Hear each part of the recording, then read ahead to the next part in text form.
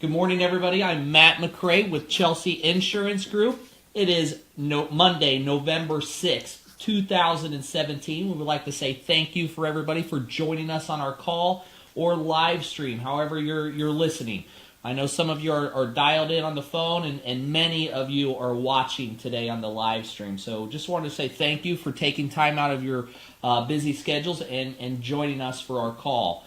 Every week on this call, I like to go through a few certain specific things at the beginning of the call, and then for the remainder of the call, what we do is go through something that's going to help you sell more insurance or increase your income. So today, let's just go ahead and jump in. This month, now we're about a week into November. So far, the month's average policy sale is $803.11. That comes down to $66.93. The year-to-date average, all of 2017, we're at $847.09 or $70.59. So November's tracking a little bit behind, but there was a lot of small policies that have been sold this first week. And another thing I'm going to add in this week is so far the cases that we wrote this month so far. We had our largest policy written, which was $1,894.56, and our smallest one was $341.64. That's so far in November.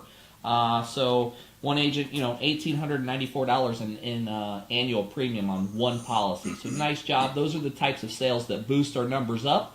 The $341.64 was our smallest policy. Those boost our numbers down. But I tell you what, every sale, doesn't matter if it's the big ones or the little ones or the ones that are in between. They all add. They all generate income. So, get what you can while you're in the house. Last week on the call, we talked about our $10 lead program, getting yourself 40 leads. We went through the math on that. I'm going to switch the computer screen over here real quick, and we'll take a look at that, what we talked about last week. So give me just a second here. Yeah, so last week we talked about 40 leads per week for $400 is going to generate you 6 sales per week, and that's about $2,500 per week in take-home comp after your leads are paid for. It's very easy and simple. All you have to do is buy the leads. Buy 40 leads on a weekly basis. Now, last week after the call, between the end of the call, Monday at 11:30 last week, and today, so far we've actually had 28 of our agents, almost 30 agents, have went ahead and started purchasing 40 leads. So, nice job to the 27, 28 agents who placed that order already. We look forward to seeing a lot of business coming from you and more orders this week for additional leads. Remember, you gotta have a consistent flow of leads. You got to have a consistent flow of leads. So just because you ordered last week doesn't mean you don't need to order them again this week.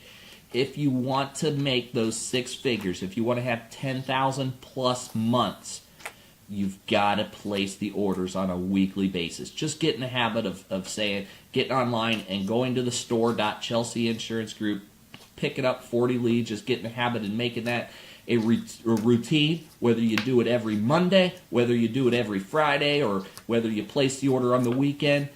Just get into the routine of placing that order.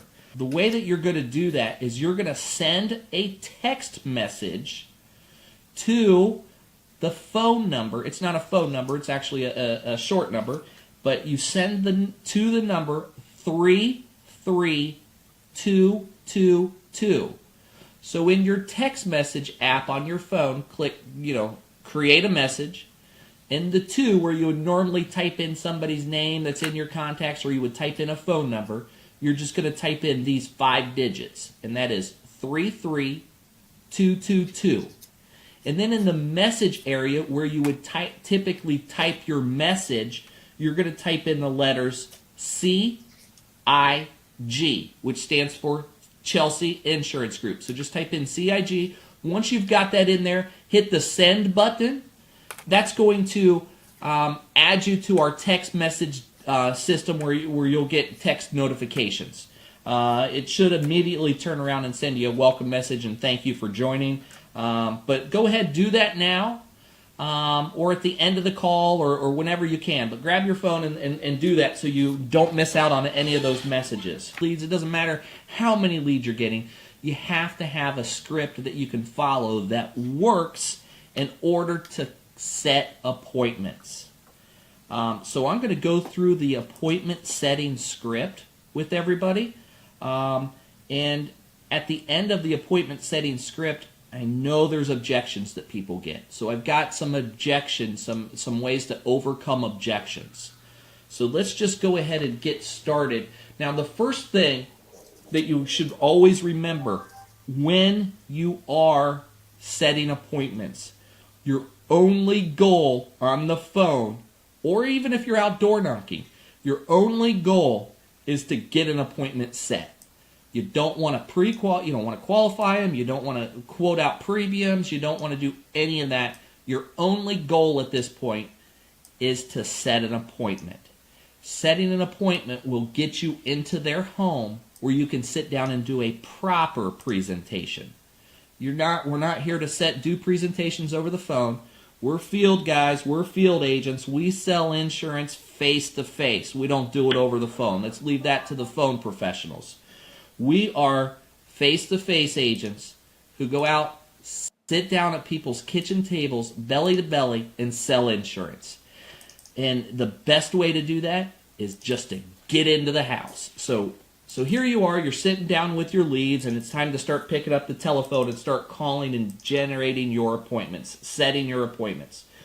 So make sure, first off, you've got yourself organized, whether you're printing your leads out or you're working from your NAC lead delivery system, the CRM system that we send the leads to you. And I highly recommend just using that. Because if you're using that, you can disposition the leads as you call and talk to them. You can add notes into the system. But, a lot of guys are old-fashioned. They'd rather just use the paper, use the printed out sheet. So whatever works best for you. But if you're using the printed out one while you're talking to them on the phone, I highly recommend you still go back into the system and update them all. So that way later down the road you can go in and filter all the ones that you haven't sold anything to yet. That's a great source of aged leads. Okay, so you're organized, you're ready to go. You've got all your yayas out. You've closed down your email program, because when you're on the phone, that should be the only thing you're doing. Close the door in the room you're at. Turn all your email notifications, turn everything off, and just sit down and focus. Have your calendar out, whether you're using a calendar on your computer or you're using a paper calendar that's in a binder. Whatever your style is, just get prepared. Have your script in front of you if you haven't memorized the script. Have your objection rebuttals in front of you if you don't have those memorized.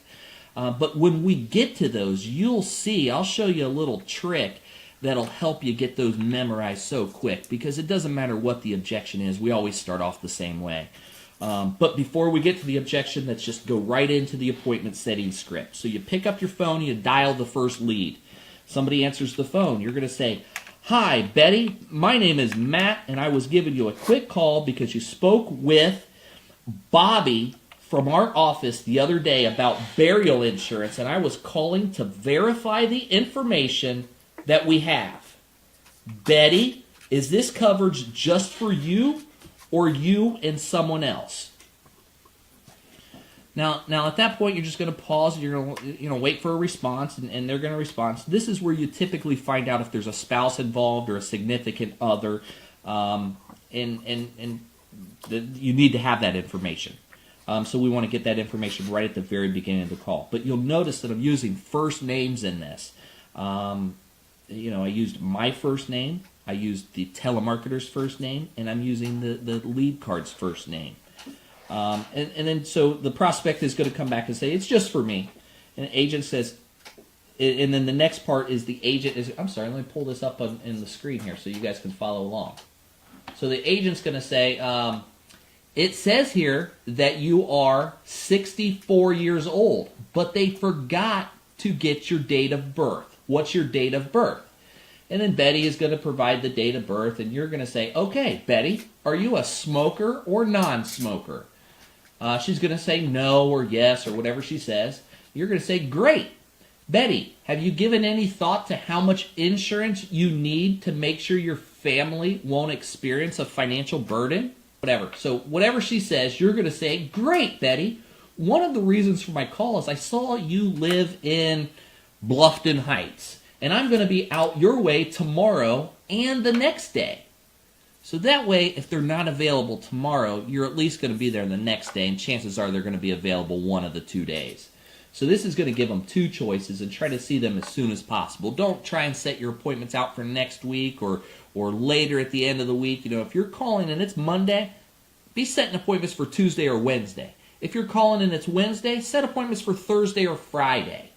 So basically, I'll be out your way tomorrow and the next day, and I need to set a time together to get together with you for about 10 or 15 minutes to review your options. Which day works for you, best for you, Monday or Tuesday? And then based on what the prospect says, she says, okay, Tuesday. Okay, great. I still have a couple times available on Tuesday. Are mornings or afternoons better for you? Or if you've got a spouse that's involved, you would say, I still have a couple times available on Tuesday. Are mornings or afternoons better for you and whatever your spouse is? You know, if it's David, you know, you're talking to Betty and David, then you would say, is that going to be better for you and David? Because earlier when you asked if it was going to be for them or someone else, you would have got the spouse's name at that point too. And then Betty's going to come back and say mornings. Great. I have a 9:30 and an 11 o'clock available. Which would you prefer? Betty says 9:30. Great.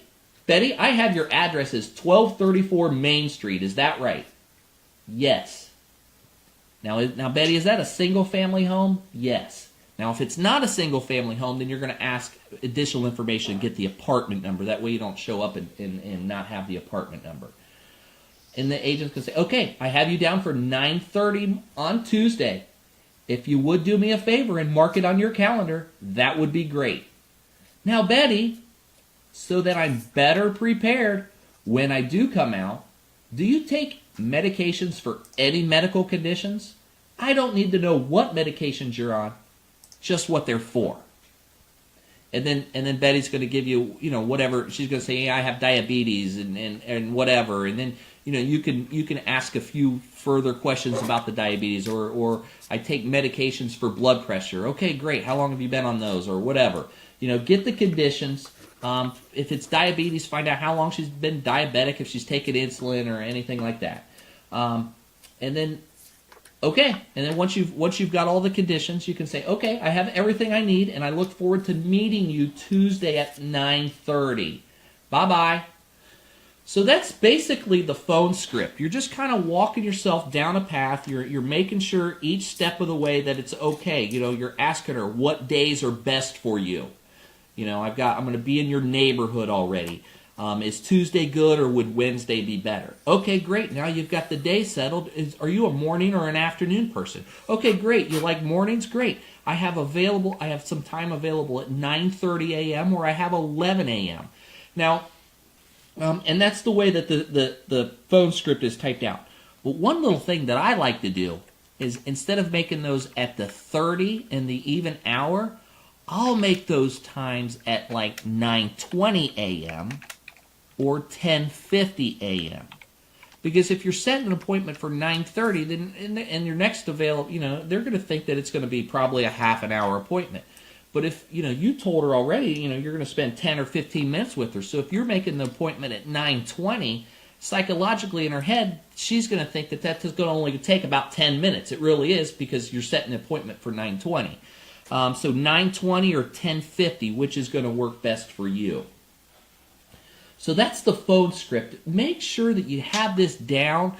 Tell you what, this works very good. It's going to get you appointments with your leads. Now, if you run into some situations where the person has some objections or whatever, we've got these objection rebuttals that you can use. And so I've opened up that sheet here on the computer. It's titled Phone Objections.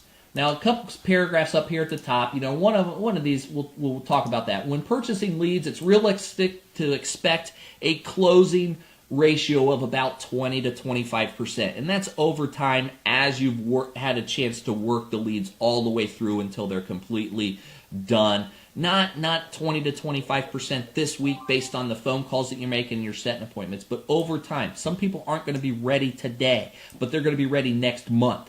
And that's what this takes into fact. You don't plan on your leads closing 20 to 25% this week. But you know what? Following everything, they very well could. But don't plan on that. Plan on over time working your leads the proper way, following the script, following the presentation in the home, and continuing to work your leads and gaining referrals off of those leads, and utilizing the CRM system where you're delivered these leads. That way you can follow up later. You don't lose leads through the cracks. And I showed that on the call a couple of weeks ago where you could actually disposition your leads and stuff. But just expect 20 to 25% of your leads over time are going to turn into sales. So what happens when, we hear it all the time. Man, your leads suck. They're no good. Well, no, they're actually good. Let's hear what happened. Well, they said that they the people I talked to already had insurance, or they weren't really interested, or they couldn't afford anything, or they thought that we were just going to mail something. I mean, we hear this stuff all the time from the agents, and we just turn back around and say, these leads, if these leads were ready to buy and they were 100% laydown sale, we wouldn't even need to give them to the agents. I just have leads sent to me, and I just pick up the phone and call them all and close them all. It takes a little bit of work.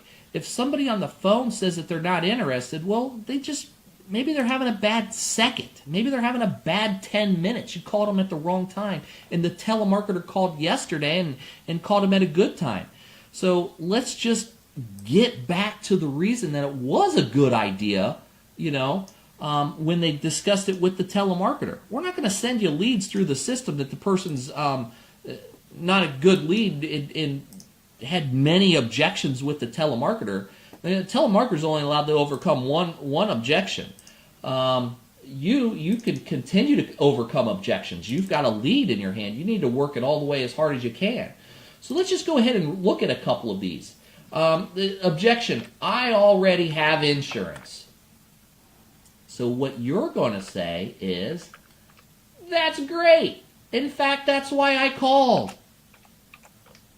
And that's how we start every objection rebuttal. That's great. That's why I called. What that does is the person that you're talking to is when they give you an objection, a reason that they're not interested or a reason that they don't want to do it, they're expecting you to come back with an argument and go back and forth. We're not going to do that. We're not going to do that at all. We're going to agree with them and let them know that that's the reason we called. That's great. In fact, that's why I called. One of the services my agency provides is making sure you have the policy that's right for you and your family. It only takes about 5 to 10 minutes, and 80% of the time we tell people that they have great insurance and they did a good job protecting their family. But 20% of the time, we show people how to save money on what they have or show them how to get more insurance for what they're already spending. Now, Betty, I'm sure you're like most of the people I speak with, and you want to get the biggest bang for your buck, right? Great. Now, Betty, one of the reasons I was calling today is because I'm going to be in your area tomorrow and the next day, and I need to schedule a 5 to 10 minute get-together with you to show you your options. Betty, which day is better for you, tomorrow or the next day? So, every objection rebuttal that you're going to use, I don't care if it's one that's on this sheet or it's one that's not on this sheet and they just throw an objection out at you. It doesn't matter. It could be, I don't like the way your voice sounds, or it doesn't matter what the objection is. You're going to come back with, that's great. In fact, that's why I called. And then you're going to go into a couple of sentences about their objection and why it makes sense to go ahead and see you anyways.